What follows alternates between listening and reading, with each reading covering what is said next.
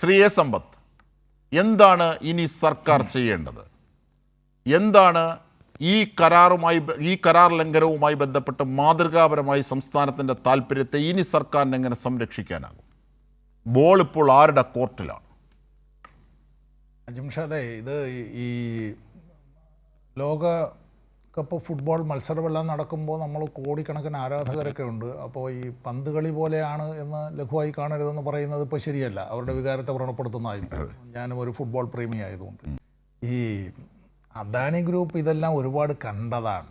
നീയല്ലാതെ ആരുണ്ടിങ്ങനെ നിത്യം കത്തെഴുതാനെന്നൊരു പഴയ സിനിമാ പാട്ട് ഓർമ്മയില്ലേ? അദാനി ഗ്രൂപ്പിന് പിഴയിട്ടു രാജസ്ഥാനിലെ ഒരു കോടതി. പിഴയിട്ടപ്പോൾ മണിക്കൂറുകൾക്കുള്ളിൽ ഹൈക്കോടതി ആ വിധി അങ്ങ് സ്റ്റേ ചെയ്തു. ആ പിഴയിട്ട ജഡ്ജിയെ ഉടനടി സ്ഥലം മാറ്റി ദൂരേക്ക്. അപ്പോൾ they know how to manage എന്നുള്ളത് മാത്രമല്ല, ഹൗ ടു മാനിപ്പുലേറ്റ് എന്നുള്ളതിനെ സംബന്ധിച്ച് ഉള്ള ഉദാഹരണമാണ്.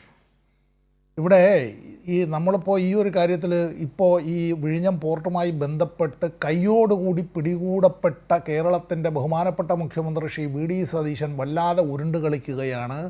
സ്വന്തം രാഷ്ട്രീയ നേതൃത്വത്തെ പോലും ബോധ്യപ്പെടുത്താൻ കഴിയാത്ത നിലയിലേക്കാണ് അദ്ദേഹത്തിൻ്റെ അവസ്ഥ. അതിനെല്ലാം പൂക്കിയായി കാണിച്ചതുകൊണ്ട് മാത്രം അതുകൊണ്ട് ഈ കാര്യങ്ങൾക്ക് ന്യായമാവില്ല. നിങ്ങൾക്ക് കരാറിൽ നിന്ന് പിന്മാറിക്കൂടെ എന്ന് ചോദിച്ചിരുന്നു. കരാറിൽ നിന്ന് പിന്മാറാൻ പറ്റാത്തത് കൊണ്ടാണ് എന്നുള്ളത് ഞാൻ വേറൊരു ഉദാഹരണം കൂടി പറയാം. ഡൽഹി ഇന്റർനാഷണൽ എയർപോർട്ട് ലിമിറ്റഡ്, അവിടെ ഈ GMR കമ്പനിയാണ് അതിൻ്റെ കൺസെഷണറായി വന്നത്. 30 കൊല്ലക്കാലത്തേക്ക് ബിൽഡ് ഓപ്പറേറ്റ് ടെർമിനേറ്റ് ഇതിൻ്റെ ഈ ട്രാൻസ്ഫർ എന്നുള്ള BOTയും കാര്യങ്ങളും എല്ലാം വന്ന് അതിന് വേറെ കൗതുകകരമായ കാര്യമുണ്ട്. ആ കൺസെഷണർക്ക് കൊടുത്തുള്ള CAG റിപ്പോർട്ടിൻ്റെ ഒരു ഭാഗമാണ്. ഞാൻ ഒരു അര മിനിറ്റ് കൊണ്ട് പറയാം. അടുത്ത് വീണ്ടും ഒരു 30 കൊല്ലക്കാലത്തേക്ക് വേണമെങ്കിൽ അവർക്ക് അവിടെ തുടരാൻ അതിൽ ആര് ചോദിക്കണം? Right of the first option കൺസെഷണറുടേതാണ്. ആരുടെ കാലത്താണ് കൊടുത്തത്? UPA സർക്കാരിൻ്റെ, ഈ പറഞ്ഞ ഈ കോൺഗ്രസിൻ്റെ നേതൃത്വത്തിലുള്ള ഗവൺമെൻറ്റിൻ്റെ കാലത്താണ് കൊടുത്തത്. അതിന് ചുറ്റുവട്ടത്ത് ഒരു 50 കിലോമീറ്റർ ചുറ്റളവിൽ എവിടെയെങ്കിലും ഒരു വിമാനത്താവളം തുടങ്ങുന്നുവെങ്കിൽ അതിലും ആദ്യത്തെ റൈറ്റ് കൊടുക്കേണ്ടത് ആർക്കാണ്? ഇനി ഈ പറയുന്ന ഒരു വിമാനത്താവളം നിർമ്മിക്കുന്നതുമായി ബന്ധപ്പെട്ട് അതിൻ്റെ കോൺട്രാക്റ്റിൽ 10% വേരിയേഷൻ, അതിൻ്റെ വർധനവ് ഇവർ തന്നെ വന്നിട്ടുണ്ടെങ്കിലും അതും അടക്കം മാറ്റിവെക്കണം. അത് മാത്രമല്ല, ഈ വിഴിഞ്ഞം തുറമുഖത്തിൽ നിന്ന് കരാറിൽ നിന്ന് പിന്മാറിയാൽ അവർക്കുള്ള നഷ്ടപരിഹാരം മുഴുവൻ സംസ്ഥാനം വഹിക്കേണ്ടതായിട്ട് കൂടി വരും. നേരെ കൊണ്ടുവന്ന് കഴുത്ത് കൊണ്ടുവന്ന് അവിടെ ആ കൂട്ടിനകത്ത് വെച്ചിട്ട് അവിടെ നിന്ന് പുറത്തെടുക്കാൻ കഴിയാത്തതായിട്ടുള്ളൊരു അവസ്ഥയിലാണ് ഇത് ഈ പറയുന്നതായിട്ടുള്ളത്. 40 കൊല്ലക്കാലത്തേക്കുള്ളൊരു കരാറ്, 40 കൊല്ലക്കാലത്തേക്കുള്ള കരാറ്. ആ കരാറുമായി ബന്ധപ്പെട്ട് സംസ്ഥാനത്തിന് 15 വർഷത്തിന് ശേഷം മാത്രമാണ് ഇതിനകത്ത് ഈ ലാഭത്തിൻ്റെ ഒരു വിഹിതത്തിൽ കാര്യമായ എന്തെങ്കിലും ലഭിക്കുക എന്നുള്ളത്.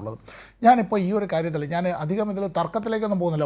വരുന്ന ദിവസങ്ങളിൽ ഇപ്പോൾ നമ്മൾ this is only the tip of an iceberg. അടുത്ത ദിവസങ്ങളിൽ മറ്റു കൂടുതൽ കാര്യങ്ങൾ ഇതുമായി ബന്ധപ്പെട്ടൊക്കെ വരും. അങ്ങനെ വരുമ്പോൾ ഈ പറയുന്നത് ഇങ്ങനെ ഈ തെരഞ്ഞെടുപ്പ് സമയത്തൊക്കെ രാഷ്ട്രീയ നേതാക്കളുടെ ഓരോ മിനിറ്റും വിലപ്പെട്ടതായിരിക്കുമ്പോൾ ഒരു ചാർട്ടേഡ് ഫ്ലൈറ്റിൽ മംഗലാപുരം വരെ പോയിട്ട് മംഗലാപുരത്ത് നിന്ന് ഉടനെ തിരിച്ചു വരേണ്ടതായിട്ടുള്ളൊരവസ്ഥ. ശ്രീ രാഹുൽ ഗാന്ധി പോലും അങ്ങനെ പോയിട്ടുണ്ടാവില്ല. അവിടെ ഈ എൻറോൺ പ്രോജക്റ്റിനെ പറ്റി കേട്ടിട്ടുണ്ടാവും. രജൻ ഉൾപ്പെടെ കേട്ടിട്ടുണ്ടാവുന്നു. വളരെ ചെറുപ്പമായിരിക്കും രജന്. 1992 മഹാരാഷ്ട്രയിൽ ധാബോൾ പവർ പ്രോജക്റ്റ് കൊണ്ടുവന്നു. അന്ന് അത് അവരിവിടെ ചെലവഴിച്ച തുകയിൽ മൊത്തം ആ പ്രോജക്റ്റുമായി ബന്ധപ്പെട്ടുള്ളതിൻ്റെ അവർ വന്നത് ഈ ഒരു വളരെ 2184 മെഗാവാട്ടിൻ്റെ ലിക്വിഫൈഡ് നാച്ചുറൽ ഗ്യാസ് പ്രോജക്റ്റുമായി ബന്ധപ്പെട്ട് അന്ന് മഹാരാഷ്ട്ര സംസ്ഥാന ഗവൺമെൻറ്റിനെ കൊണ്ട് നേരത്തെ ശ്രീ രതീഷ് ചക്രവാണി പറഞ്ഞൊരു കാര്യത്തിൽ ഈ കൗണ്ടർ ഗ്യാരണ്ടി എന്ന് പറഞ്ഞിട്ടൊരു കാര്യമുണ്ട്. ആ കൗണ്ടർ ഗ്യാരണ്ടി അത്തരത്തിൽ കൂടിയ വിലയ്ക്ക് ഇത് ഞങ്ങൾ വാങ്ങിക്കൊള്ളാമെന്നുള്ള നിലയിൽ വലിയ ജനകീയ പ്രക്ഷോഭങ്ങളെല്ലാം ഉണ്ടായി ഇത്തരം കാര്യത്തെ സംബന്ധിച്ച്. To educate the people and the civil society, media എന്നൊക്കെ പറഞ്ഞിട്ട് അവർ ഇന്ത്യയിൽ ചെലവഴിച്ച തുകയുടെ അതിൻ്റെ 10% ചെലവഴിച്ചത് ആളുകൾക്ക് മാന്യമായി പറഞ്ഞാൽ കോഴ കൊടുക്കാനാണ്, വിലക്കെടുക്കാനാണ്. ലോകത്തിലെ വലിയ രാഷ്ട്രങ്ങളുടെ തലവന്മാരുടെ ബന്ധുക്കളും എന്തിന് UK രാജകുടുംബാംഗങ്ങൾക്കടക്കം അതിനകത്ത് ഓഹരി ഉണ്ടായിരുന്നു എന്നത് പിന്നീട് പുറത്തു വന്ന കാര്യമാണ്. അടച്ചു പൂട്ടേണ്ടതായി വന്നു. അത് ധാബോൾ പവർ പ്രോജക്റ്റാണ്, എൻറോൺ കോർപ്പറേഷൻ്റെ. അതിൻ്റെ മറ്റൊരു പതിപ്പാണ് ഇപ്പോൾ ഇവിടെ നടക്കുന്നത്. ഇവിടെ ഈ പറയുന്ന ഈ നിക്ഷേപം വരുന്നത് നമ്മൾ 2 കൈ നീട്ടി സ്വാഗതം ചെയ്യുന്നു. നമ്മുടെ നാട്ടിലെ നിയമങ്ങളെല്ലാം അനുസരിച്ച് ഈ കാര്യവുമായി ബന്ധപ്പെട്ട് വിദേശ നിക്ഷേപം നമുക്ക് അത്തരത്തിൽ അത് ഏത് ബഹുരാഷ്ട്ര കുത്തകയായാലും ഇന്ത്യൻ കുത്തകയായാലും നമ്മുടെ നാട്ടിലെ നിയമങ്ങളനുസരിച്ച് നമ്മുടെ നാടിന് വിനാശകരമല്ലാത്ത നിലയിൽ ഇത്തരം കാര്യങ്ങൾ അതെല്ലാം നല്ല കാര്യങ്ങളാണ്. അല്ലാതെ വിഴുങ്ങാനായി നാളെ സ്റ്റേറ്റ് ബാങ്ക് ഓഫ് ഇന്ത്യ അത് സ്വകാര്യവൽക്കരിക്കുന്നതിൻ്റെ ഭാഗമായി അവിടെ ഏതെങ്കിലും ഒരു US ബാങ്കിൻ്റെ അതല്ല ഒരു ജാപ്പനീസ് ബാങ്കിൻ്റെ അവർ ഈ 49% ഓഹരി സ്റ്റേറ്റ് ബാങ്ക് ഓഫ് ഇന്ത്യയുടെ എടുക്കുന്നു എന്ന് പറയുമ്പോൾ അത് നിക്ഷേപമായി കാണുകയാണോ അല്ലെ SBIയെ വിലക്കെടുക്കുന്നത്? LICയെ സ്വകാര്യവൽക്കരിക്കാൻ വെച്ചിരിക്കുകയാണ്. LICയെ സ്വകാര്യവൽക്കരിക്കാൻ വെച്ചിരിക്കുമ്പോൾ ലോകത്തിൽ ഏറ്റവും കൂടുതൽ ക്ലെയിം സെറ്റിൽമെൻറ്റ് നടത്തുന്നതായിട്ടുള്ള ജനങ്ങളുടേതായിട്ടുള്ള പണം കൊണ്ട് കെട്ടിപ്പടുത്തുയർത്തിയിട്ടുള്ള ലോകത്തിലെ ഏറ്റവും വലിയ ഇൻഷുറൻസ് കമ്പനിയാണ്.